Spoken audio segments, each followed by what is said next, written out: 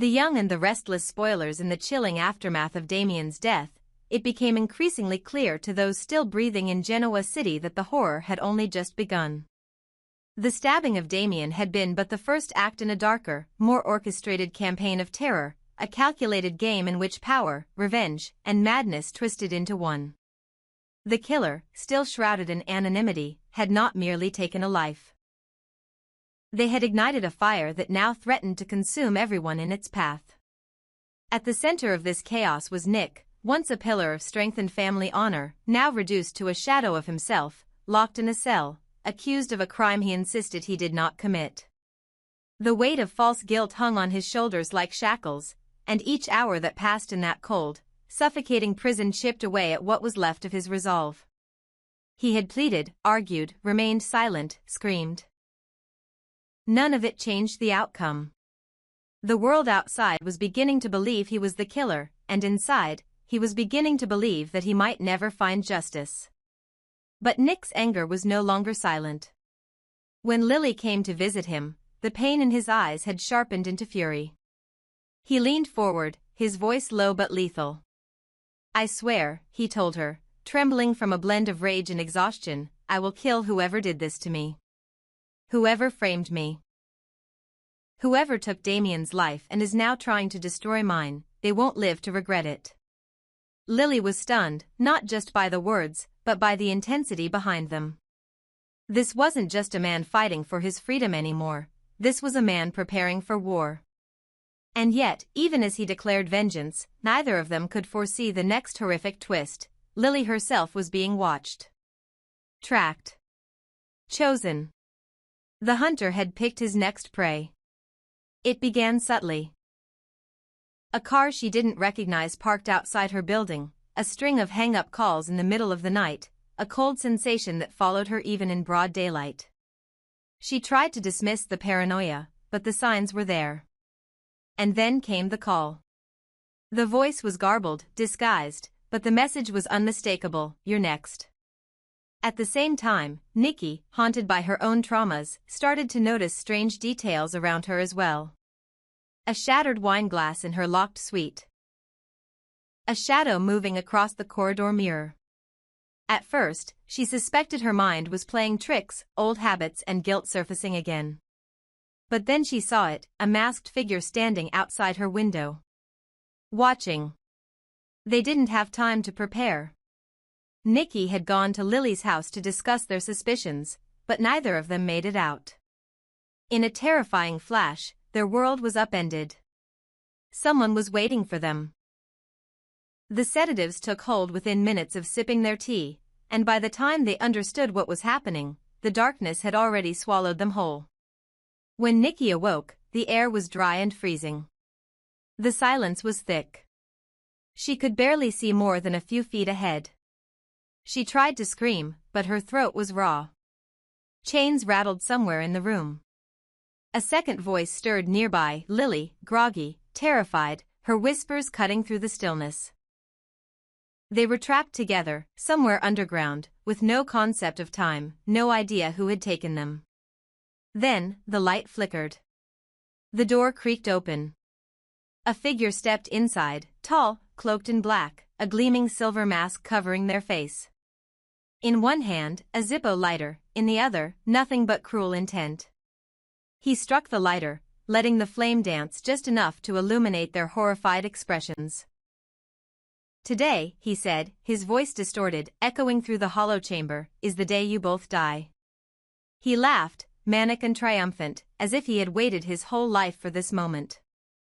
Nikki's eyes widened, her breath shallow. Lily instinctively reached out for something, anything, but there was nothing but cold concrete and silence waiting to betray them. Back in the prison, Nick felt the world tilt. News of the kidnapping reached him through Chance, who had come to deliver it personally, his voice heavy with dread. "Your mother and Lily are missing," he said, unable to meet Nick's eyes. We think it might be connected to Damian." Nick stood there, silent for a full minute, then slammed his fists against the glass between them, a scream breaking through his clenched jaw. "This is my fault," he muttered. "I told Lily I'd protect her. I swore it. And now. His voice cracked, the weight of helplessness pressing in from all directions. But he wouldn't stay helpless for long. Somehow, somewhere, someone slipped Nick information, an inmate, a whisperer, a friend still loyal to the Newman name. He learned of a location, an abandoned wine cellar outside of Genoa City, one Victor had once used during the darkest days of his empire. Nick had no legal way to get out. So, he didn't. He escaped. It was messy, it was dangerous, it was reckless. And it worked. When the news broke that Nick Newman had fled custody, all of Genoa City held its breath. Was he going to kill again? Or was he doing what no one else dared, saving his family? Victor, enraged and impressed, quietly began moving pieces behind the scenes, trying to stall the manhunt while getting his own team on the ground. Sharon, shaken, refused to believe Nick was running to harm. She believed, even in all the madness, he was running to save. Meanwhile, in the cellar of nightmares, the masked man began his ritual. He poured kerosene in a slow circle, whispering names under his breath: Damian, Nick, Victor, all part of a grudge that no one yet understood. He revealed nothing of his face, only his fury. Nikki begged, her voice broken. Please, you don't have to do this. But he only smiled. Oh, but I do. You took everything from me. Then he turned to Lily, his voice suddenly softer. You were always too good for them. But good people die, too. Outside, Nick reached the vineyard. Broken fences, old ruins, echoes of a time long gone. He kicked through the rusted cellar door, the smell of gas hitting him like a punch to the face. He heard the laughter. The fire had begun. The masked man stood in the middle of the room, staring down his victims, the lighter trembling in his hand. He hadn't seen Nick yet. Nick moved quickly, the years of trauma and training turning him into something primal. He lunged just as the flame dropped. The room ignited, but the masked man staggered back. They fought in the fire, brutal and wordless. Nikki screamed. Lily pulled at her chains. Then came the blade. A flash of silver, a howl of agony. Nick fell, stabbed deep in the abdomen, blood soaking his shirt in seconds. But it was enough. He had tackled the attacker, knocking the mask off for just a moment. Lily saw the face, and she gasped. It was someone they knew. Someone who should have been dead. Someone long buried in the shadows of Genoa City's past. The fire raged. Sirens approached. Victor's men came crashing through the ruins. The attacker was gone. Nick was bleeding out. Lily sobbed as she held him. Nikki collapsed beside them. No one would ever forget what happened in that cellar. But this was not the end. This was only the beginning. Nikki's body trembled as she sat slumped against the cold, damp wall of the underground cellar. The biting stench of gasoline clung to her nostrils and made her stomach churn, but it was the fear, pure, unrelenting fear, that left her paralyzed more than the fumes ever could. Her wrists ached from the tightly bound ropes, and the darkness felt like a living thing, pressing down on her chest, suffocating every breath. Tears streamed down her face as she whimpered, not just from pain, but from the sudden realization that her life, so full of chaos, survival, and defiance, might be ending here, in this forgotten, fiery hole beneath the earth. Please, she whispered hoarsely, her voice cracking under the weight of terror. Whoever you are, please don't kill me. I don't want to die. Not like this. Not yet. Her plea hung in the air, unanswered at first. The only response was the faint drip of water from a cracked pipe and the creaking echo of footsteps circling the room. The man in the mask stood silently in front of her, his presence more haunting than the flame he now idly flicked on and off with the Zippo lighter.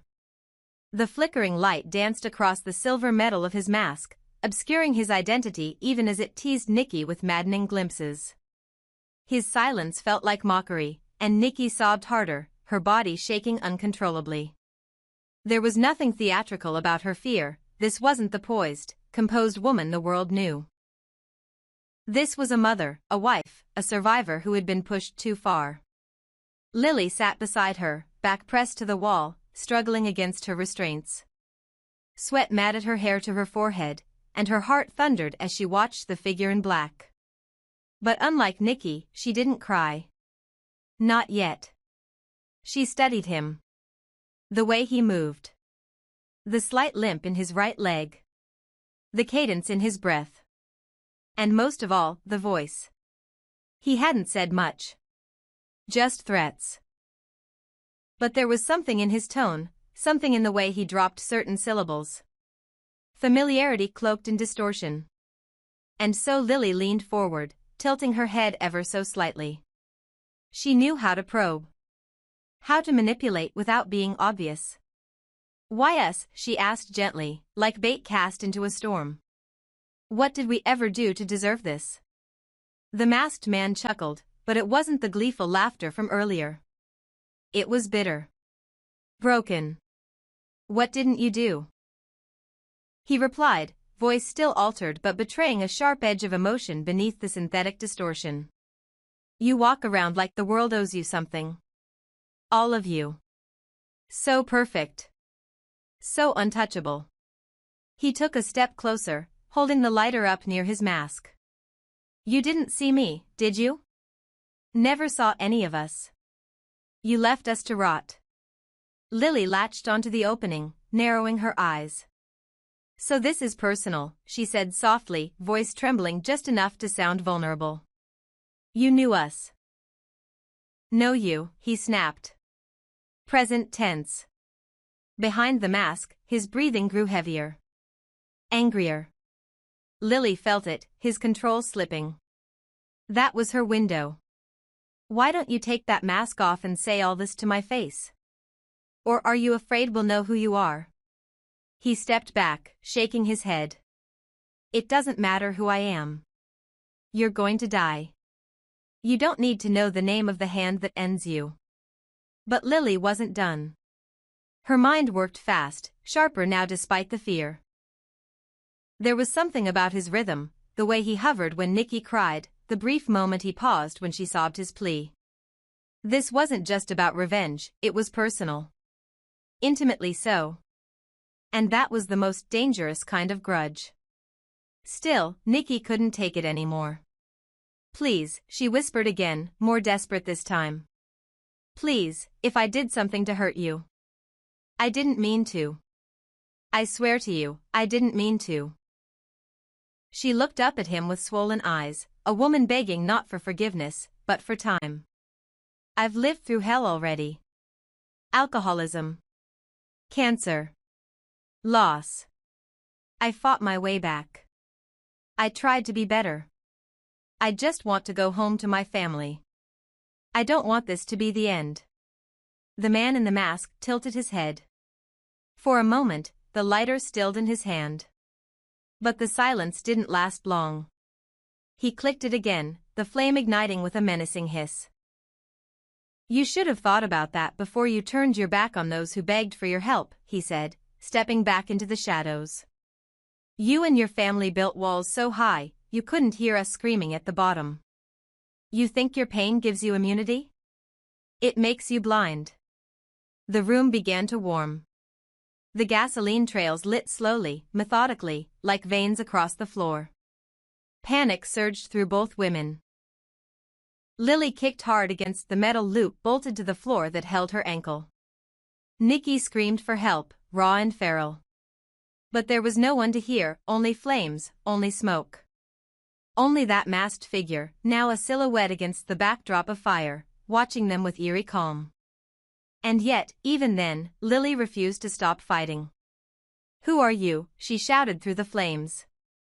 "Say your name if you're so righteous." He looked back, and though the mask didn't move, there was something in his posture, just a flicker of hesitation. Something deeply human. But the moment passed. He disappeared into the smoke. Lily turned to Nikki. "We have to move. Now. But the ropes, we burn if we don't try." Smoke coiled around them like a noose. The flames licked closer, dancing over the walls, devouring the oxygen. Their vision blurred, their lungs fought for breath. Still, Lily twisted, bent, strained. She found a jagged edge of broken tile beneath her hip. She cut. She bled. But she cut. And then she was free. Without wasting a second, she lunged toward Nikki, working the ropes with blistered fingers, coughing violently. The older woman moaned, slipping in and out of consciousness. But Lily didn't stop. Not even as the ceiling began to crack. Not even as the fire reached the door. Because survival wasn't just instinct anymore. It was vengeance.